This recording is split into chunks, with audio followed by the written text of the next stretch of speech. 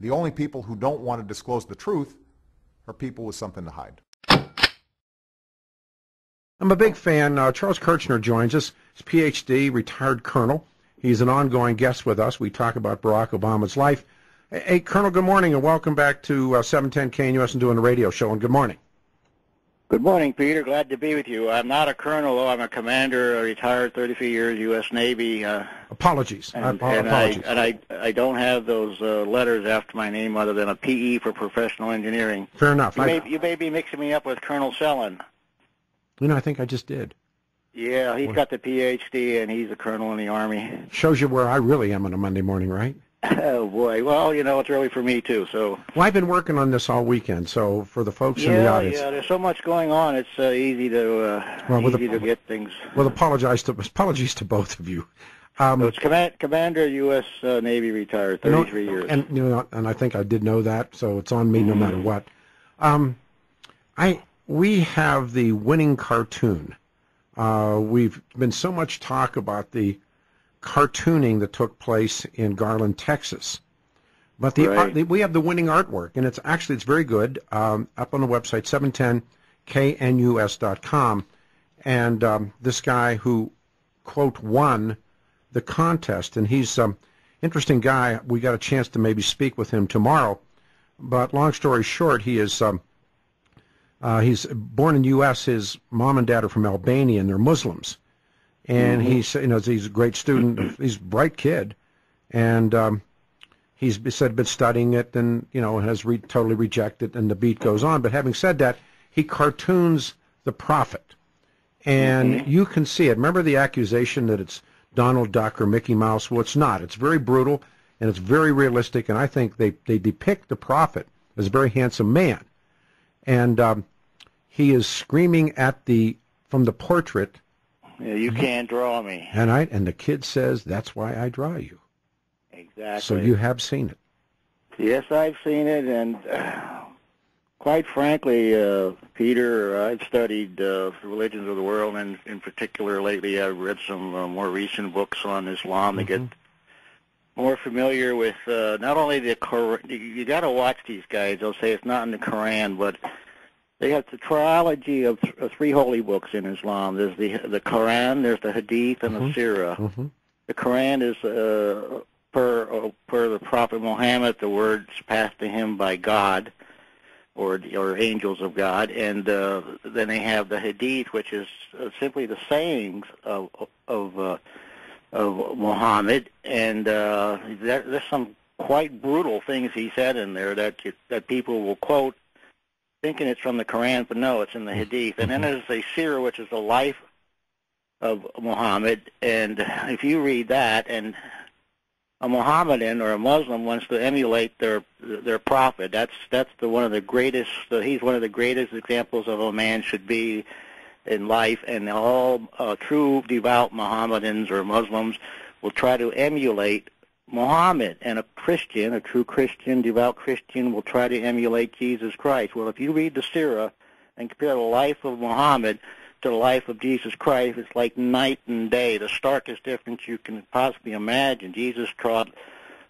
love and peace, and Muhammad butchered people. He was a warrior. He slaughtered 800 men in his village. A Jewish tribe lived next to another village. He captured that village, slaughtered 800 men, sat there with his bride that he had married at 9, and she was about 12 then, sat there all day long in their village while they paraded these 800 Jews in there and cut their heads off and threw them in a big trench and partied and drank and laughed. Well, not drank, but drank liquids, but not alcohol, but and partied all day long while they slaughtered these 800 men, cutting their head off. That Muhammad himself did that, and the people on TV say Islam is a religion of peace. It's not. And this surreal law prohibiting the drawing of an image of him. I mean, how crazy is that? Well, I mean, I've been trying to make the point, and you will do it better than I can make it.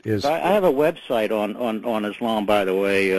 It's www.kerchner.com/Islam/books.htm, and there's some excellent cliff notes out now on Islam. People have got to get up to speed on the true Islam. Islam is the problem. It's not just these radical guys. It innately is a supremacist religion, totally intolerant, and its goal is to conquer the world. Well, and I want to come back to why you're really with us, but it's great that you're making that case as well. But go to the website, you guys, and you can see, it's 710knus.com, you can see the cartoon that won. And it's not a cartoon. I mean, it's a caricature, is maybe a good way to say it or call it, but it's... Well, it's a political Islam because the drawing of Muhammad comes from the political angle of Islam, Sharia law, that you can't draw him. Well, and again, but that's even interesting when you listen to good scholars who say that drawing the prophet was not a problem. It really becomes endemic with the rise of the Taliban and the other really, on the fringe. And they made it, but I said that these are the same people who murdered little boys for flying kites. As you know, if you read The Kite Runner or seen anything, they murdered little boys for flying kites. They blinded little girls for wanting to learn to read. This is the same sharif, this is the same dictum that comes in the hadith about cartooning, quote unquote, or even making an image of the prophet. So I want to bounce a couple things off, then we really will go to work. How well, and I try to make this case, had that been a gun-free zone, Charles, what would have happened? Well, I'm a strong Second Amendment believer, and I tell you, that shows you the difference of what happened in Paris and what happened in Texas. I mean, you had armed people there, policemen, who knew how to shoot. And what I understand, it hasn't come out totally yet, but that police officer advanced under fire with a handgun, targeting these two shooters who were shooting at him and others with allegedly his AK-47s. They didn't hit him, but he hit them because he just advanced steadily under fire and with his handgun, kept his cool, and shot them both dead. I mean, that's what's going to happen to them in a lot of places if they try this stuff, and we have any inkling that they're coming.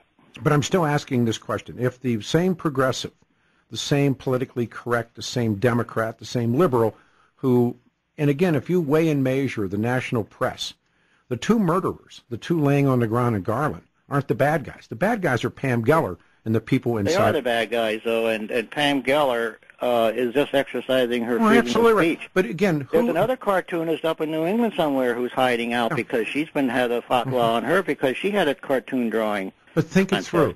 In the big media, who's the bad guy? Pamela Geller. Thank you. I mean, these Islamists are supremacists and, in a sense, bullies. And you're not supposed to don't get the bully riled up. Get the bully riled up. But are we not then? That's creeping Sharia law. Thank you. You're acquiescing to Sharia law by caving into them. And we know and that's this. how they have done it. In some countries they conquered with armies. Other countries they conquered from within. You look at let's say about 642. 1,400, 1,500 years of history. Some countries they conquered from within that way. The people migrated there and they gradually enforced and pushed for Sharia law until they got to a certain critical mass, and then they demanded it and took over. Well, it's happening in parts of Europe today.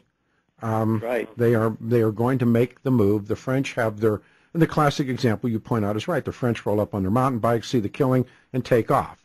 They were not armed. Those cops were not armed. Subsequently, those Sharia advocates were able to kill as many people as they could. Yep.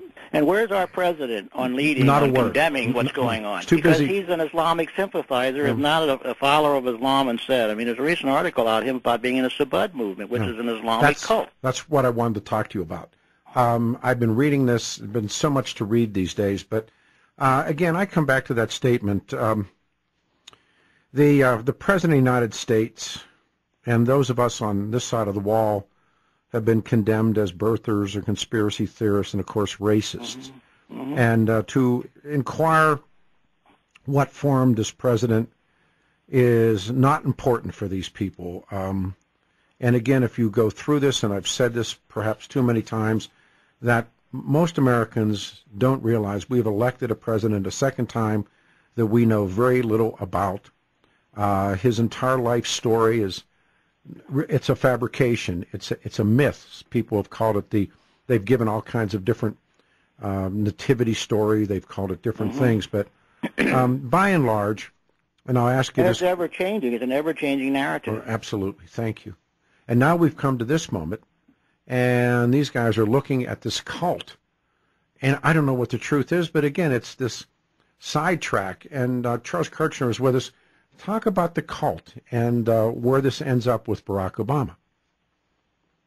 Well, I'm not a complete expert on this Subud movement, but what I've been reading about it and following about it, it's kind of a new age Islam. I mean, it's meditation. Oprah Winfrey sounds like she's promoting it when she talks about to groups about this and getting in touch with yourself. And actually she showed them how to do the Shahada, which is the symbol of one God. You put your thumb on your second finger and hold your first finger and your index finger in the air. But it started by an Indonesian. Now, there you go. Obama will spend the first few years of his life in Indonesia. You see what I mean? And it's Islamic. It's a spin-off of Islamic. And Obama was raised in Indonesian Islamic schools. His mother was a member of this. Loretta Fuddy, who mysteriously died, who was the only person who supposedly held the paper copy of his alleged birth certificate, which is a total forgery. She was a director of it. George Soros helps fund it. There's all kinds of people around Obama that are involved in this. And it's just one more symbol that Obama is Islamic. I mean, he's an Islamic sympathizer, and he's not leading the charge to fight what is coming to be the great war of civilization that's going to come. And it's not because of our fault, not because we're exercising freedom of speech and talking back to them and refusing to acquiesce to their Sharia law, and that we can paint or draw whoever we want in this country. He's not confronting them. He's just sitting there keeping his mouth shut, letting the press, his enablers in the press, blame the people who are exercising their freedom of speech. But the same dynamic is blame the cops. Exactly. Look how many. Look, recently you've had 3 white policemen killed. Three out of 4 policemen killed were white, and the perps in those cases, 3 out of 4 were black males. Well. But do you see that? Do you see that in the press? No. You see it when it's Well, but I think most thinking people have decided that, and you can see it in the ratings, you can see it in circulation numbers. Big media is done locally. Television is principally weather and sports and some dogwash feature. We played the other day after Garland, Texas, NBC Nightly News, and the first sentence they cite is that they cite the Southern Poverty Law Center to say they call everybody a hate group, but they're the hate group. Well, no, that aside, the fact that these people are so whatever they are to use the Southern Poverty Law Center as their stalking horse is unbelievable. But we're watching this. By the way, this cult that you were talking about, and since this stuff has popped up again in, I guess I'll use the jacket birther. It doesn't bother me. But Oprah Winfrey is the Subud cult. She has sponsored a lot of schools in Africa, and there was some scandal connected with one. But anyhow, they teach. George Soros provides a lot of money for these organizations. But they teach Subud in those schools. Yeah. I mean, I don't know if you know that or not, but I didn't know that they were teaching the school, but I knew she was involved with it. They teach the Subud. Process, maybe that's a better way to use it, in those schools. But remember, and this is credit to Jerry Corsi, when they came up with Obama's last name was once Sirabaka, that the mother's 65 passport documents, Stanley Ann Dunham, I don't know what her name is at the time, but I think that was first reported in my blog. Oh, was it? Okay, fair enough. Then thank you. Then you take it. Jerry got it out into the major media. Then talk about Sirabaka, that last name that the president at one time. Well, they think that now is, they didn't know where it came from. They think now it's his alternate name that they give when you in Subud, you take like a nickname. Okay. And when Fuddy was buried, the people knew her by her Subud nickname, and it came out in her funeral coverage. But they think the Sabarka is this Subud nickname for Obama. Wow. That's the latest. That was his given name, and he was a little boy. I mean, he's a little fellow then. Yeah, but they gave, it's like your christening name. Sure, in no, Subud. of course. Wow. Yeah. But did you see my post in my blog? I posted a picture of the founder of Subud in Indonesia. He looks amazingly like Obama in the eyes. There's so many people. Malcolm X, Franklin Marshall Davis, this founder of Subud, look like Obama. It's just amazing. Yeah, but again, but by the time that Stanley Ann gets to Indonesia, Barack's born. And I know I think it's a coincidence. Yeah, I do too. And my best guess, of course, is it's Frank Marshall Davis. And well, with those moles and things on his face. And there you go. Even it's interesting. That's another thing in the news. Malik Obama got the video from Joel Gilbert. I guess you're going to have him on the next hour, Joel Gilbert, on Dreams from My Real Father, or not. We can do him later in the week. But later in the week, okay.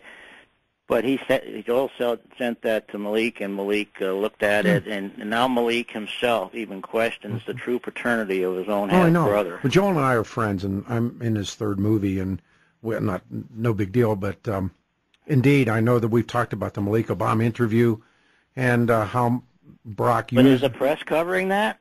Of course not. Can you imagine if George Bush had a half brother or brother and said, "Hey, I don't think HW is the father. I think somebody else is." as an aside, I don't know if you recall when Bill Clinton first won, they found that a whole family of Bubbas. Bill Clinton's father's name is Bill Bly, and he flipped a car over running booze and he drowned. I mean that's how he died. But he had a whole family, another family. And they found him, and he has a brother or stepbrother, whatever he is. He looks dead bang like him. He looks exactly like Bill Clinton. They're a bunch of Bubbas, and they were on television for like a cup of coffee, and then you never heard of them again. The same thing was true with his little brother, Roger, and Roger goes down on a coke bust and all these different things, and he's just Remember Billy Carter? Well, same thing, but they covered him though. They reported him. Precisely. That's my point. With Obama, everything is covered up. Well, I rest my case. Everything from his forged identity documents, stolen Social Security number, forged draft card, two forged birth certificates. His brother doesn't believe it's his brother anymore. The Subud movement. You think that? No. You think that they would investigate these questions and ask questions? No, it's just complete whitewash cover-up. They protect this man to the nth degree. As always, thank you for doing the show. We'll pick it up again. Leave us with something this morning on Barack Obama. I get to ask this question, will the time come, Charles, in our lifetime when the truth is known?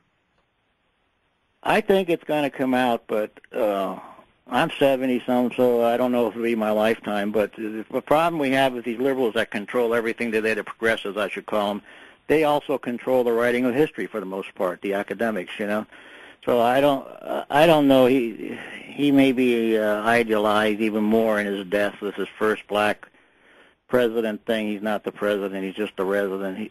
His father, by the way, he's the first president in the history of this country, a resident of the Oval Office, whose father he wasn't a citizen, but he wasn't even an immigrant to this country. The founders have a grandfather clause in the Constitution, but everybody after that would be a natural born. And his father was the only one that never even was an immigrant to this country, let alone a citizen. All right, sir. But if you can go to protectourliberty.org, where I have my blog, protectourliberty.org, or CDR Kerchner.wordpress.com to read more of my writings and see my latest article about the Subud movement. But it's nice talking to you, Peter. I'll stay on as long as you want. All right. Now, we're jammed. We have this other issue going on about Texas, and I want to push that a little bit. But thanks for doing the show. Yes, thank you. All right, thank you, sir. The only people who don't want to disclose the truth are people with something to hide.